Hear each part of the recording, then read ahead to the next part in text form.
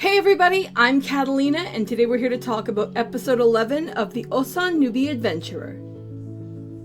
This was a pretty cool episode, and I really like how it dealt with a couple very interesting things that I'm really looking forward to talking about. The first of those, of course, is the amount of self-doubt and uncertainty somebody can have when they feel that they are going up in competition against someone that they feel is in some way above them, especially if there is some kind of history or connection between the two that would warrant that kind of caution and that kind of uncertainty or fear.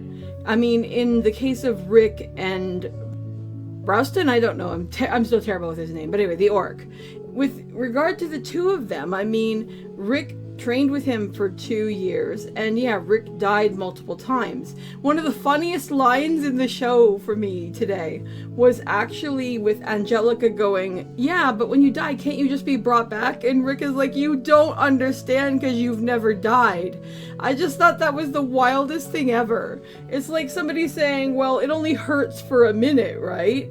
But the thing is, as somebody who's dealt with some really serious medical shit, especially like I had ulcers on my legs for 2 years, when you start out and something has to be done to you, you can get through it, but as something goes longer, even if it's healing, the psychology of it can actually really start to wear you down. So I can really get where he's coming from here, because of course I've never died and come back to life, but I have gone through medical stuff where like the longer I had to do it, the worse it psychologically got, even as I was doing better.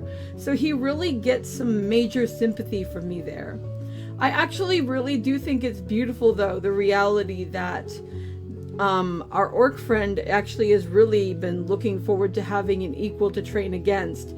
It kind of reminds me of the sequence from the movie Bring It On, where there's this super popular cheerleading group and they're the best and they win every time and everything. And this girl has finally been promoted to be captain, and she wants to win, but she doesn't just want to win in general. She wants to win fairly and honorably against the best. And I mean, for Rouston, I'm sure something very similar is going on. I mean, simply being able to just beat anyone he fights in and of itself isn't good enough. Winning isn't always the point. Winning without actually having to put something in and really like take a chance and there be a chance you're going to loses a lot of its meaning and flavor.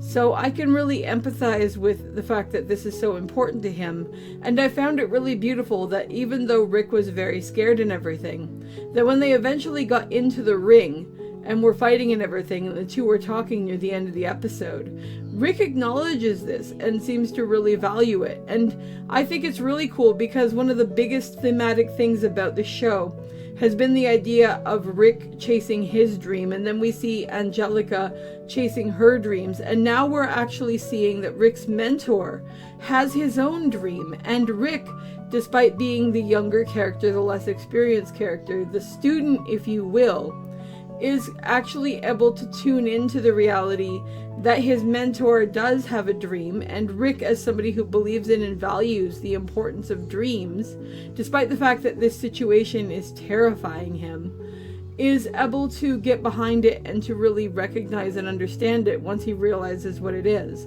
And I just thought that was something really cool and really special. The other thing that I really liked in this episode is the situation with Rick and Reanette and the reality of what it is that she whispered to him. I thought it was very funny that the first time that they have her whisper it to him, we don't actually know what it is, which leaves everybody's imagination to kind of fill in the blanks.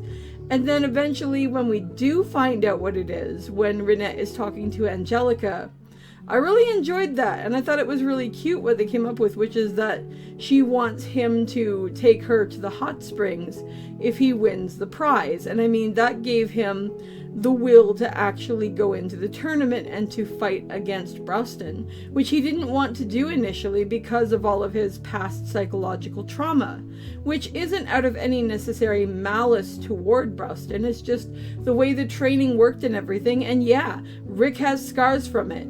As somebody who has done a bunch of different competition in different artistic fields, I can empathize with the idea that there are certain things where they make you not want to do them again. Songs with certain notes that can be really risky to hold, or certain writing competitions about different themes, and certain themes being too personal to an individual for them to want to really delve into what that costs them on an emotional level or something. I can't really speak about it from a fighting perspective, but from a creative perspective, oh, I can get right behind that, and I can totally imagine what he is going through.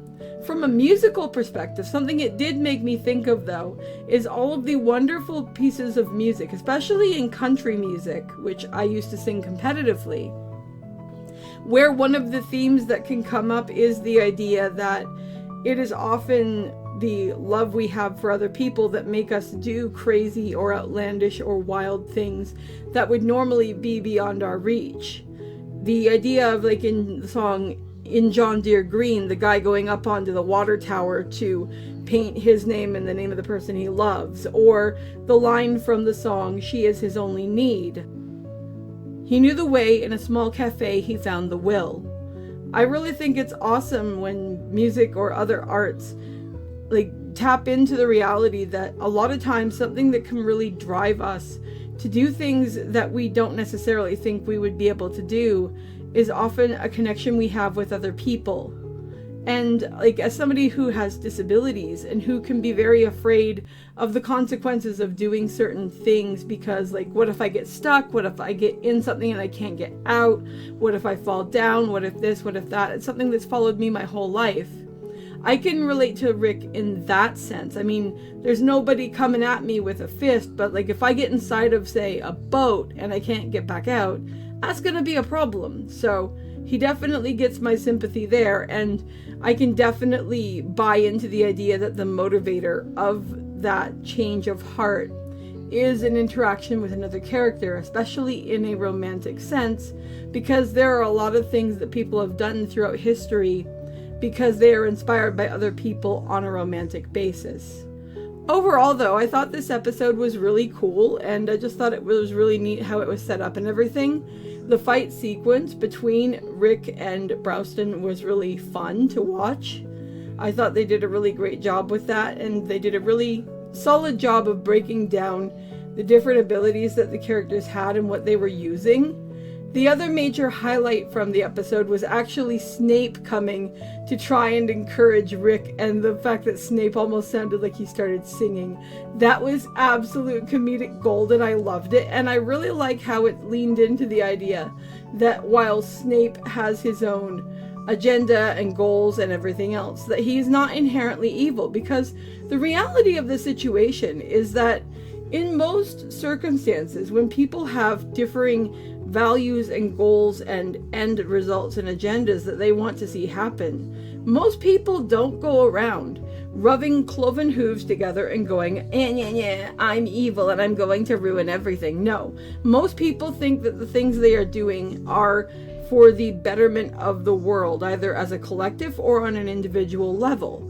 And they're not sitting there and thinking about how terrible what they want to do is. They're thinking about how it's going to enhance or improve their own life. That's just the way people are. So to see them continue to represent him in that way, and actually to have him and Angelica slightly interact still, is actually really cool. Also, before I go, Angelica's facial expression when she found out what it was that Reanette had said to Rick was absolutely hilarious. I had to use that as my thumbnail because it was just fantastic. Anyway, this was a great episode that I super enjoyed. It's going to be really interesting to see what they will actually do with the remainder of this fight. Will Rick win? Will Rick lose?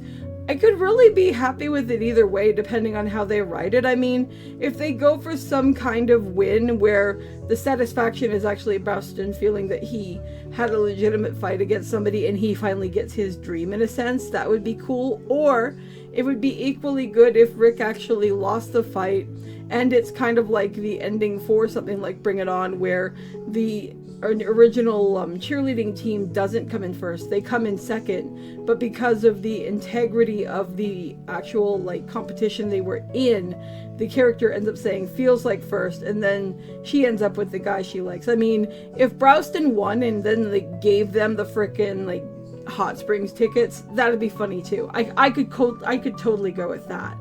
So we'll have to see just what goes down next week. I'm definitely excited for it though, because this is definitely really interesting, and I love how it's using this whole fighting front, but it's actually delving so interestingly into various aspects of people's emotions and psychology and the underlying stuff that goes into following your dreams, or the fear of winning, the fear of losing, and the recognition that if you want to actually compete, you can't just expect to win all the time. You have to recognize that defeat will be part of the process, and you shouldn't hate yourself for that, because you have to be able and willing to lose and get back up if you ever want to grow at anything that you want to try your hand at.